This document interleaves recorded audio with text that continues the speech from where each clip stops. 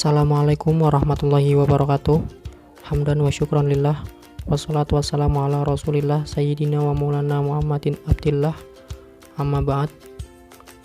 Yang terhormat Bapak Muhammad Fajar MPDI selaku dosen pengampu mata kuliah bimbingan konseling kelas PGMIA dan teman-teman kelas PGMIA yang berbahagia.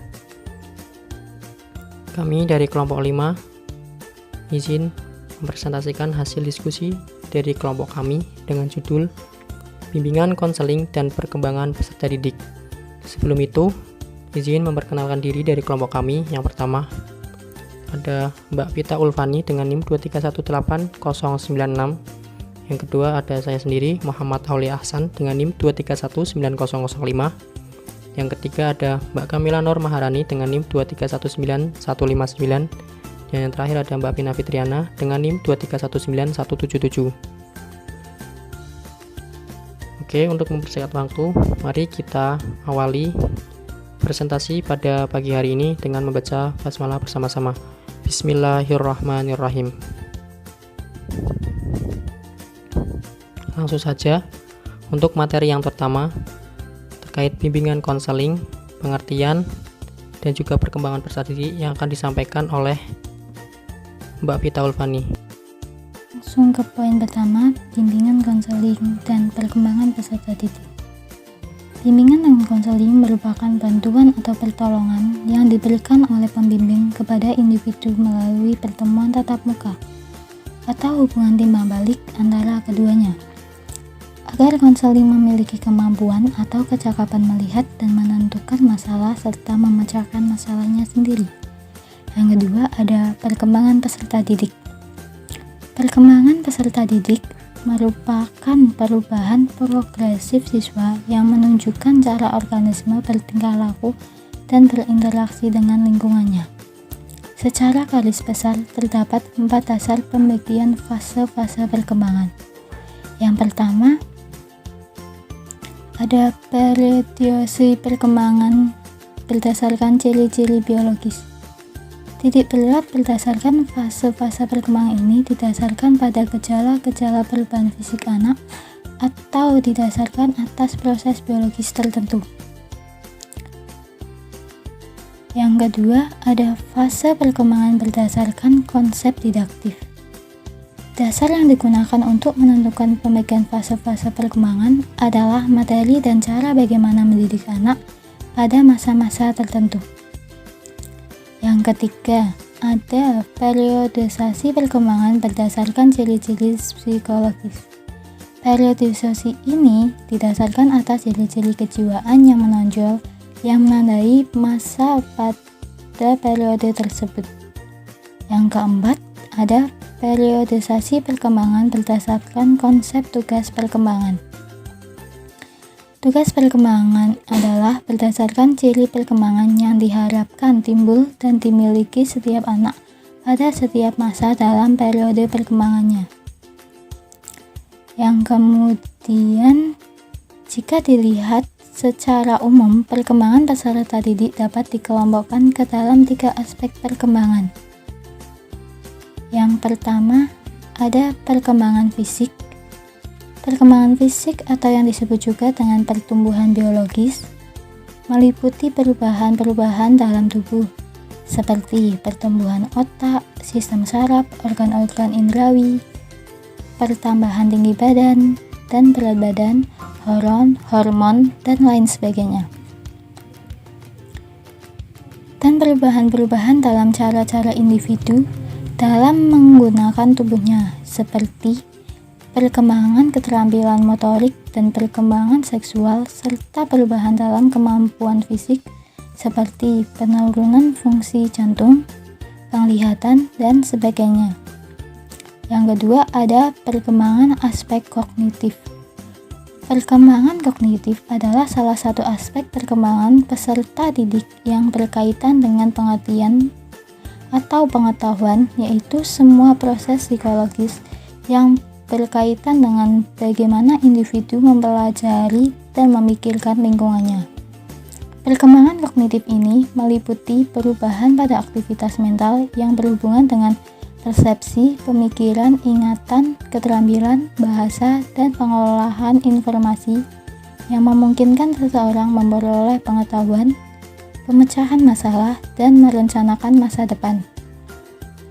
Atau semua proses psikologis yang berkaitan dengan bagaimana individu mempelajari, memperhatikan, mengamati, membayangkan, memperkirakan, menilai, dan memikirkan lingkungannya. Yang terakhir, perkembangan aspek psikososial.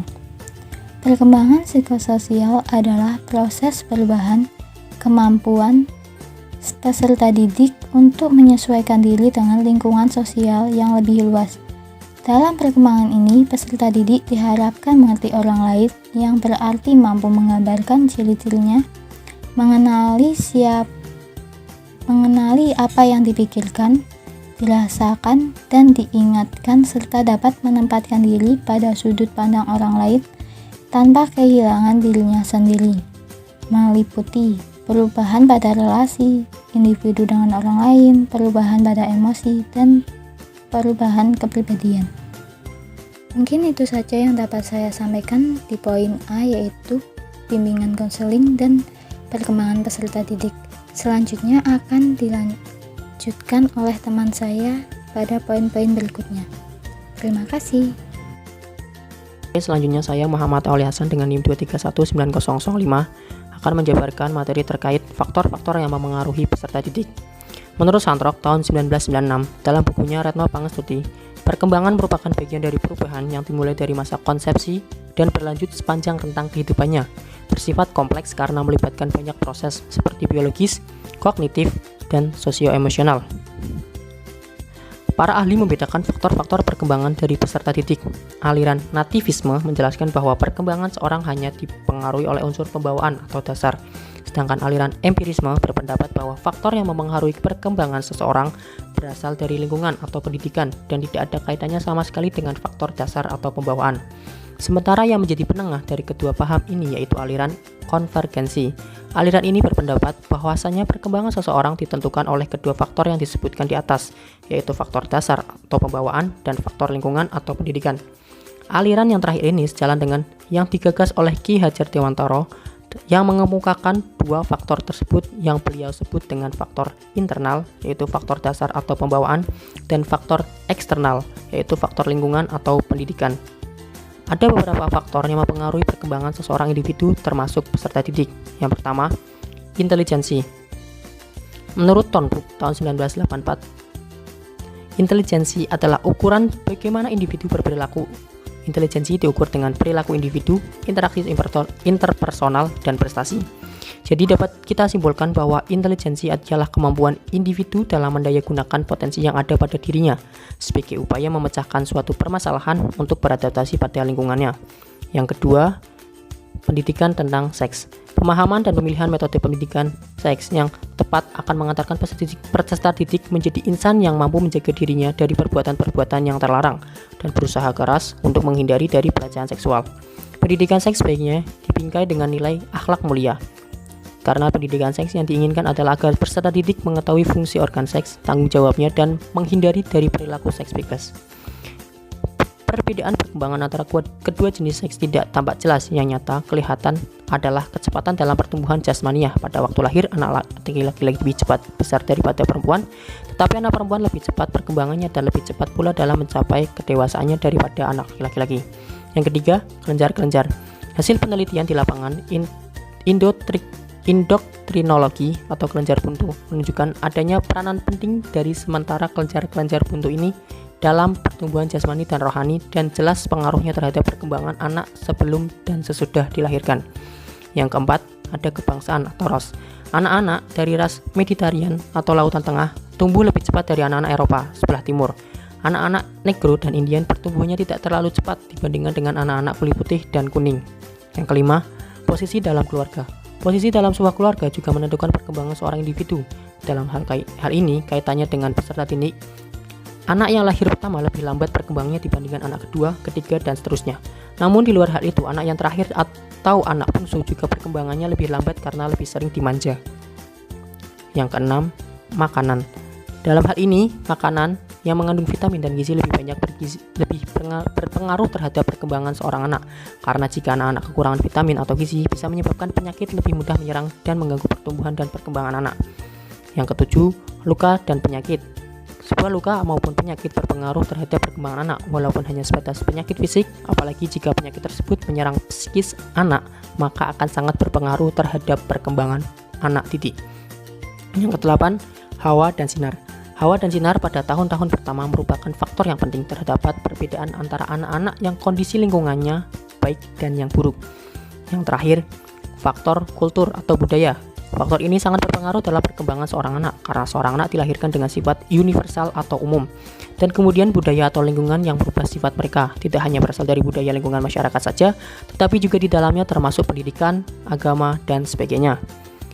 Syekh sebagaimana dikutip Hasan menyertakan bahwa di dalam pandangan Allah ada faktor yang paling penting dalam perkembangan di samping faktor hereditas dan lingkungan, yaitu faktor ketentuan Allah.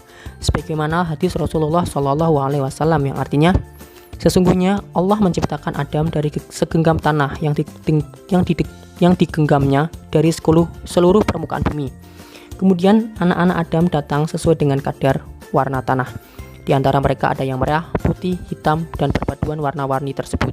Ada yang lembut, ada yang kasar, ada yang jahat, dan ada juga yang baik, atau di antara keduanya. Hadis riwayat Abu Dawud At-Tirmidzi. Kemudian saya akan menjelaskan mengenai kendala perkembangan peserta didik. Masalah perkembangan atau developmental merupakan bagian dari ilmu psikologi yang menitiberatkan pada pemahaman proses-proses dasar serta dinamika perilaku manusia dalam berbagai tahap kehidupan. Cakupan dari psikologi perkembangan adalah masalah pertumbuhan dan kematangan individu segi kognitif, emosi, maupun struktur kepribadiannya. Perkembangan anak dimulai pada awal masa anak-anak saat masih bayi, berakhir sampai dengan usia 13 tahun. Salah satu tugas perkembangan awal masa kanak-kanak yang penting ialah memperoleh latihan dan pengalaman pendahuluan yang diperlukan untuk menjadi anggota kelompok dalam akhir masa kanak-kanak. Masa ini ditunjukkan dalam bentuk sikap keras kepala atau egois, melawan, tidak patuh, dan berbuat antagonis. Hal-hal seperti itulah yang menjadikan anak mengalami kesulitan untuk menyesuaikan diri dengan lingkungan sosial, sehingga anak bersikap yang tidak baik dan bertolak belakang dengan lingkungan sosialnya. Ada 3 faktor yang mempengaruhi kehidupan seseorang, ialah faktor bawaan, kematangan, dan lingkungan. Ketiga hal itu yang mempengaruhi karakter peserta didik yang hasilnya senantiasa bervariasi, yaitu ada yang menguntungkan atau malah menghambat perkembangan karakter. Gunarsa merangkum beberapa karakteristik peserta didik yang dapat menimbulkan berbagai permasalahan pada diri peserta didik, yaitu yang pertama, kecanggungan dalam pergaulan dan kekakuan dalam gerakan karena telah ada perubahan fisik yang mencolok. Yang kedua, ketidakstabilan emosi sehingga sering bentrok dengan sesama teman. Ketiga, adanya perasaan hampa akibat perubahan pandangan dan petunjuk hidup. Keempat, adanya sikap menentang orang tua karena telah memiliki pola pikir sendiri. Yang kelima, pertentangan di dalam dirinya sering menjadi pangkal penyebab pertentangan-pertentangan dengan orang tua, karena hal ini tidak ada keselarasan antara keinginan dengan bakat khusus. Dan untuk keterangan rangkuman karakteristik peserta didik yang dapat menimbulkan berbagai permasalahan pada diri peserta didik dapat dibaca pada makalah.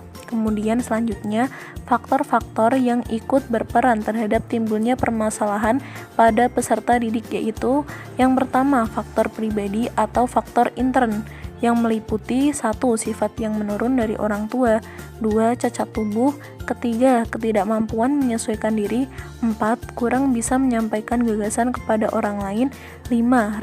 Rendahnya kapasitas intelektual. Kemudian selanjutnya, faktor lingkungan atau faktor ekstern yang meliputi 1. Malnutrisi atau kekurangan gizi, kemiskinan di kota-kota besar, kemudian gangguan lingkungan atau polusi, bencana alam, dan kecelakaan lalu lintas, kemudian migrasi atau urbanisasi, dan pengungsian karena perang. Yang selanjutnya yaitu faktor sekolah atau kesalahan pendidikan dan faktor kurikulum. Kemudian selanjutnya keluarga yang tercerai-berai atau perceraian dan perpisahan yang terlalu lama. Kemudian gangguan dalam pengasuhan oleh keluarga atau kematian orang tua sakit, atau orang tua yang tidak harmonis. Kemudian yang terakhir, kesibukan orang tua yang sangat padat sehingga kurang memperhatikan perkembangan anak-anaknya. Menurut Gunarsa, perilaku menyimpang terbagi menjadi dua, yaitu yang pertama, penyimpangan yang tidak diatur dalam undang-undang atau tidak termasuk pelanggaran hukum, misalnya membolos, kabur dari rumah, memakai pakaian tidak senonoh, dan lain-lainnya. Yang kedua yaitu penyimpangan yang diatur dalam undang-undang atau termasuk melanggar hukum, misalnya pembunuhan, judi, dan pemerkosaan. Seiring dengan berjalannya waktu, peserta didik khusus yang menginjak masa remajanya akan mengalami sebuah perubahan, yaitu mereka akan tumbuh dan berkembang. Pertumbuhan yaitu meliputi fisiknya saja, sedangkan perkembangan itu meliputi psikisnya, baik itu pribadi, jiwa, atau perilaku mereka. Laju proses perkembangan perilaku dan pribadi itu dipengaruhi oleh 3 faktor, yaitu faktor bawaan, kematangan, dan lingkungan. Dari ketiga faktor itu, dominan yang paling utama senantiasa bervariasi, yang mungkin dapat menguntungkan, membatasi, ataupun dapat menghambat lajunya proses perkembangan tersebut. Oke, perkenalkan, nama saya Vina Fitriana dengan NIM 2319177, dan kali ini saya akan menjelaskan pada poin keempat, yaitu konseling dalam perkembangan peserta didik. Bimbingan dan konseling akan membantu di dalam perkembangan anak. Dia juga membantu melihat potensi anak itu sehingga anak tersebut akan memahami dan akan mengasah potensi anak yang ada pada dalam dirinya. Nah, fungsi layanan bimbingan dan konseling pada jalur pendidikan formal telah dirumuskan secara rinci dalam rambu-rambu penyelenggaraan bimbingan konseling dalam jalur pendidikan formal maupun dalam Permendikbud nomor 111 tahun 2014. Fungsi bimbingan dan konseling dalam jalur pendidikan formal yang juga bisa diimplementasikan pada jenis pendidikan ataupun satuan pendidikan dalam jalur formal yaitu sebagai berikut. Yang pertama ada pemahaman. Apa itu? Pemahaman adalah membantu konseli agar memiliki pemahaman yang lebih baik terhadap diri dan lingkungannya. Kemudian ada fasilitasi.